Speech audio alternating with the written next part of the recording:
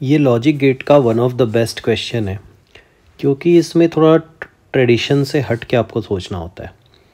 क्या सोचना होता है? देखो, अपने को वो एक्सप्रेशन आइडेंटिफाई करना है जो ऐसा आउटपुट दे दे। आप देखते हो कि आउटपुट 1 कब दे रहा है, तो भाई 0 0 में 1 दे रहा है, 1 1 में 0 दे रहा है। यहाँ तक तो चीज़ें समझ में आती है। यहाँ थोड़ा सा आपको दिमाग लगाना पड़ेगा कि 0 1 के लिए 0 दे रहा है और 1 0 के लिए 1 दे रहा है। अब देखो, जितने भी गेट आपने पढ़े हैं वो इस पे मैटर तो करता नहीं कि किस ऑर्डर में आप ले रहे हो। जैसे सपोज़ करो और गेट है, यहाँ एक 1 है और एक 0 है, इसकी जगह मैं 0 1 भी लूँ तो ये आउटपुट 1 ही देगा। मतलब ये ऑर्डर पे डिपेंड नहीं करता है। यहाँ ये चीज़ क्या दे रही है कि 0 1 में कुछ और आउटपुट दे रहा है, 1 0 में कुछ और आउटपुट दे रहा है। इसका मतलब क्या है? इसका मतलब ये है कि ये ए और बी दोनों पे डिपेंड कर ही नहीं रहा है।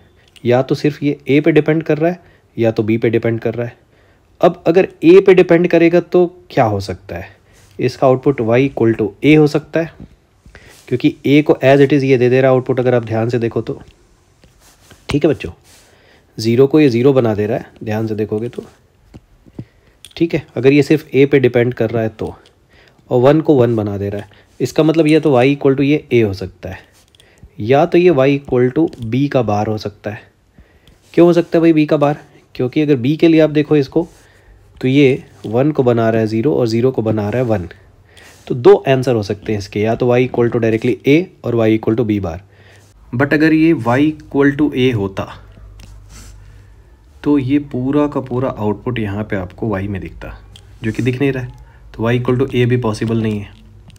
So the only possible option is y = b बार। अब ये चेक कर लो क्या ये b बार दे रहा है कि नहीं दे रहा है। यहाँ ध्यान से देखो, ये क्या b के सारे रिवर्स दे रहा है?